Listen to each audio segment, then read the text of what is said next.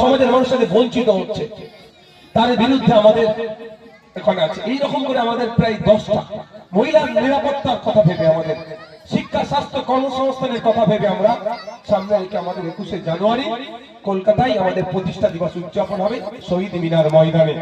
আপনারা সব আসছেন তো নাকি?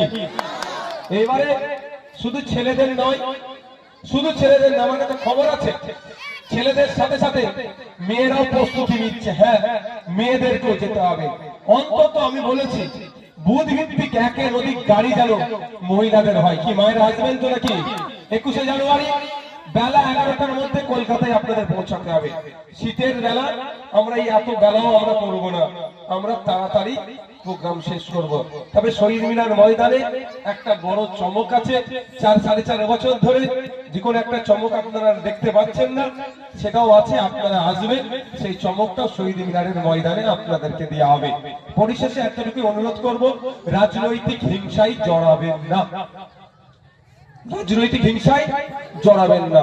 দেখছেন কেউ বিতর্ক তৈরি করতে চাইছে, সঙ্গে সঙ্গে ভাঙড় থানা দায়িত্বশীল অফিসার যারা আছে ফোন করুন তাদেরকে, স্যার এখানে একটা অশান্ত হতে পারে, ডিস্টার্ব হতে পারে, সাহেবরা চলে আসবে। তারাও চাই না অশান্ত করুক, কারণ কলকাতা পুলিশের সুনাম পৃথিবী জুড়ে আছে। এটা মাথায় রাখুন, কলকাতা পুলিশের সুনাম পৃথিবী জুড়ে আছে। আর একটা জায়গায় কলকাতা পুলিশ আছে, সেখানে হিংসা হবে, কলকাতা পুলিশের সুনাম ক্ষুণ্ণ হবে। সুতরাং আপনারা কোনো হিংসায় জড়াবেন না। মনে হচ্ছে